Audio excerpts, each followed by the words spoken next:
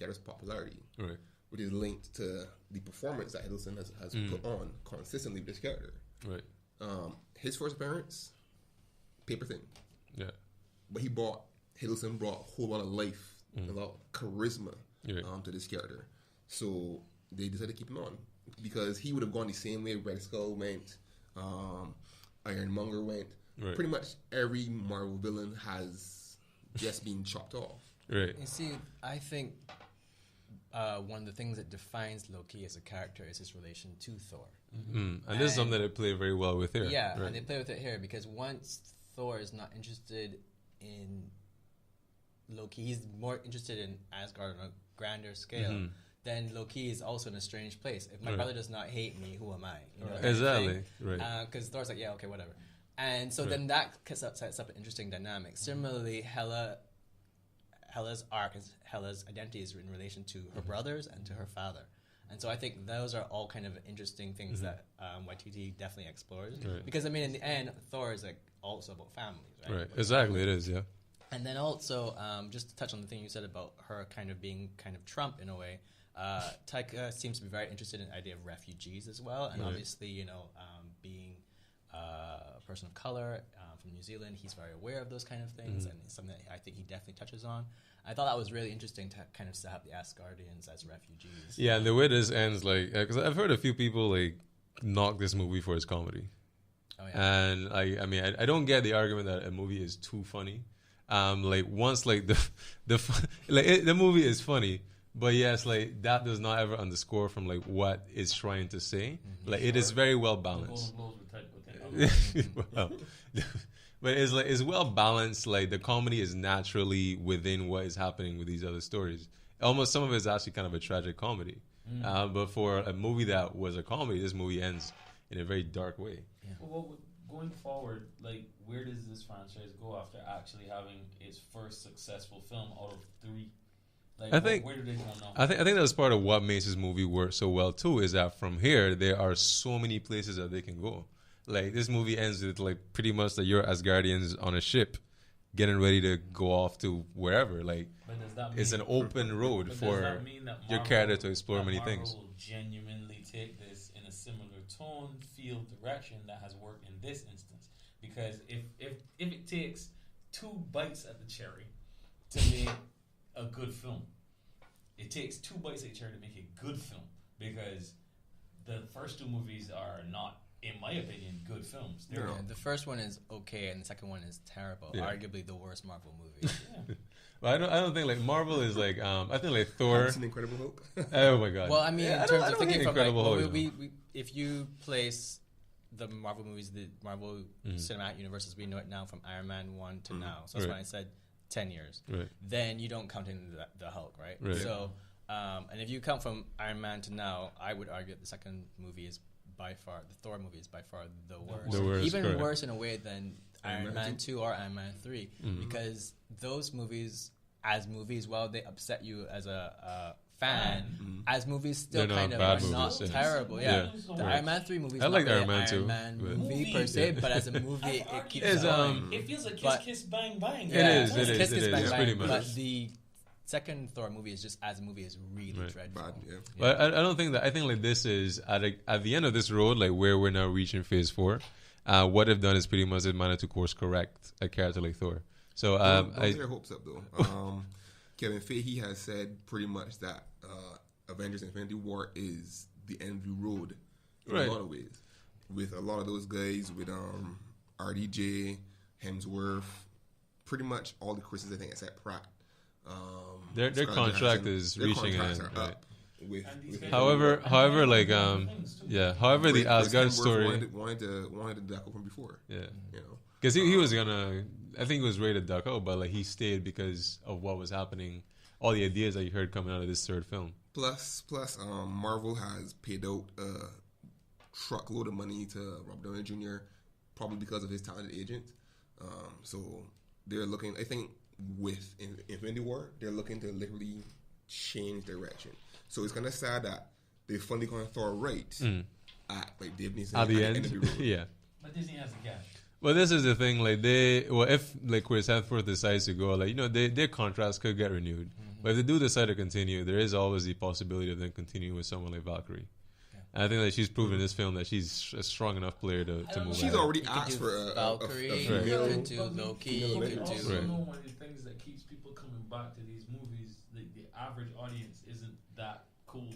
Like they're not devoted to that kind of thought process.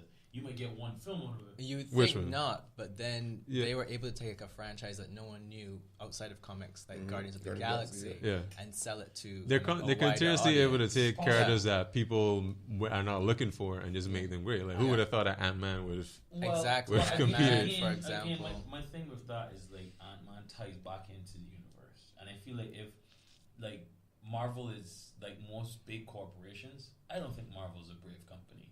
I think I would say here. Let me finish. Mm-hmm. Marvel is run by Disney, who is traditional, and even into the steps that they take, they're very gradual in how they get there. They're not going to sit on releasing an entire bastion of films that are going to be consistently different. There will be changes as time goes along, but one of the things that they know for sure is bringing people back is just traditional things. Mm. So overall, I would like to hear you guys' final reviews of the film.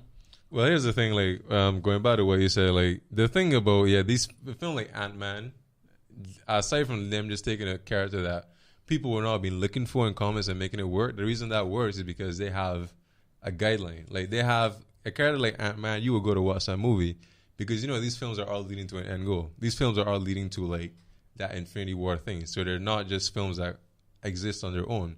There's films that exist as part of another series. That always, like, keeps people going. That always like helps the studio. Well, if you don't know what to do, never watched Ant-Man. Well, that's fine, but I don't care about Ant-Man because it doesn't really fall into the catalog. Doesn't matter. It doesn't making a second one. Yeah, that's fine. And that's the point. They're still gonna make the second one because the first one made money. Exactly, but that's right. So that's what I'm saying. And Disney's only Valkyrie, if Valkyrie is going to be another they will still make money. And I have no problem with that. But like I said, big corporations are traditionalists by value. Their only real loyalty is to cash. And right now, like everything is making cash. Of course, which is why, like as Disney goes, which is why you would have ended up with 20 minutes of Frozen at the front of a Pixar film. They don't care. All right, so we're gonna go on to Mark has to step out today early, so we're gonna try to get these next two steps, these next two topics out of the way quickly. So we're gonna look into the Avengers Infinity War trailer since we're talking about Marvel so much. So yes, like we got a Avengers Infinity War trailer earlier this year at Comic-Con. We got that random leak that somebody, some very brave soul who risked his whole family's health to record it on his phone. Later on, like he could have taken out back and shot. Yeah, exactly. He probably was. We never heard from him again. I think his fingers were broken. It was like he left Hall H, and that was all they saw of him. He's just probably at home looking at that trailer. Was like, I could have just waited. Mark said something interesting. He thought that it was actually part of Marvel's marketing scheme. I thought it was too until they didn't release the trailer the following week. Because I thought they were just doing that to tease people so they could release the trailer, and they didn't. And it was like, oh, well, this was an accident. Yeah. I don't think so. Marvel, one of the things Marvel has done really well is that they've been really, really tight with their security in terms of what they release and when. So leaks happen. Come on, leaks happen. Yeah, leaks happen. But I mean, look at Disney, the wider parent company, Disney. Disney is real tight on security with the Star Wars films. Marvel has been good with security for their Marvel films. So a randomized leak, I don't know. I don't bet. I think leaks happen. Leaks happen. Come on, these things happen. That's the what they have to potentially deal with showing them at different Comic-Cons. Leaks happen. They know that will happen. But nonetheless, now we have an actual trailer in high def. Trailer. Like, first of all, I mean, like, this is amazing. It's really amazing. It has been everything that they have worked towards from the moment Nick Fury stepped out of the shadows in Tony Stark's room. It's from that first Iron Man movie that's led to this, and it feels like, as Delvin said, it feels earned. It feels like everything that we worked towards, like, it was like carefully played out. It was carefully placed, and now we are here at this point where fortunate enough to see this. Yeah, like I mean, like, to the point that like we are freaking out over like Spider-Man's arm hair. I never thought that I would live. Like, do you? I could ask the two of them because you're the youngest person here. But like, you guys ever thought you would live to see these films like this, like these characters on screen in this manner? Here's the thing, right? And it kind of irritates me whenever I hear the DC versus Marvel or that sort of conversation. Yeah. The fact remains that right now we are living in a literal golden age. And he calls it the platinum age. Yeah, platinum age. Platinum age of superhero cinema. That's the truth. Not just superhero, but like all kinds of just geekdom, right? Like just we the geeks have inherited the earth. It's literally pop culture heaven right now. Yeah, I'm saying. But the thing is, even for a wider public who may not, be Big. interested in comics or video games, etc., but are engaged with these films at the cinema because each summer, fall, now Marvel's putting out all these films. Yeah. Even for them, there's such a big payoff when you just see the trailer and all of these characters that you've watched now for 10 years are all coming together, and they're definitely tapping into that kind of like super, I don't know what the word is, but like enthusiasm that they've built themselves. And that's what tapped into like the history of it, because there's so many things, like even like films like the least liked Avengers film, like Age of Ultron.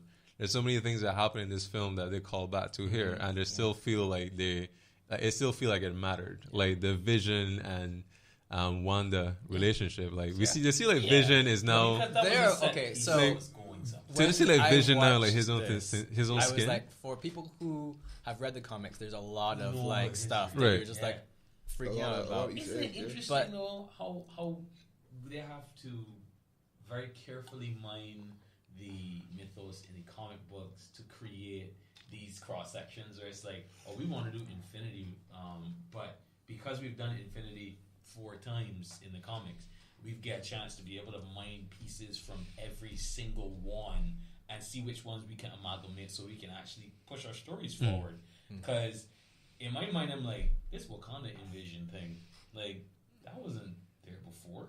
That wasn't something that appeared until this decade. Right, but that's actually interesting they're because definitely mining a lot of the Infinity story. But the Infinity story was actually interesting because like what you see in the creatures that are attacking Wakanda, they're called like the Outriders. Yeah, and they were tell them about Taraxia. Yeah, tell them about Taraxia. Like Taraxia is not going to be here unfortunately, but these creatures are called the Outriders. And like you also have like Thanos' Black Order, like Ebony Maw, Corvus Glaive, Proxima Midnight. Like these guys were all built from like the Infinity crossover, which happened I think like in 2012. Yeah. Right. Yeah. No, but what's interesting is that is something that Jason Morrow brought to my attention. The Chitauri, which like came out in the Avengers, the design for the Chitauri, the Outriders were influenced by the design of the Chitauri. Yeah. Also, you see like Loki's staff. It's very similar to the design of Proxima Midnight. So, like, Corvus Glaive. So you actually see like. Right. So you see like films are influenced by the comics, which are influenced by the films. Exactly. Yeah. So that's just like an Ouroboros eating itself. Yes, it is. Yeah. And that's an interesting place to be at when you, like I said, you have so much to mine from. Like culturally, you can go and be like, all right, well, we need a design for this character, and you go back and somebody is just reading the comics and saying, hey, like this looks really cool. What can we actually put this character into this film? And just, there's so much of Marvel's catalog to comb through to get to whatever directions they want to go, which is, to me, like, after this film, like you said, if they decide to start going forward progressively from here, it would be interesting. Right. Well, I think that this trailer shows that they have progressed, though, when you think about it. Like, exactly. This is like building on so many kind of storylines, but also so many kind of anticipated ideas to like, just see them all on the screen together. What I like is whenever you watch these films, because I was at Aeon like on Thursday, and they were playing like Avengers. What I like is when you watch these films, like I can let you see the progression. When you look at the first Avengers film and where they were, like not only do they look so different, but like just like everything, like the way that the world reacted to these things was just so different. You go from the point where now in Spider-Man where everybody's like, oh yeah, it's a guy who's jumping around with webs. Like we've seen way worse than that. So it's really like good to see how it has progressed. This has been like the most watched trailer of all time. I think they got approximately 280 million views in the space of 24 hours. Yeah, that is and it's got like a lot of memes already. The girl like they get that man a shield. That was a line like literally. I was watching that when this trailer came out, right? I had just gone into work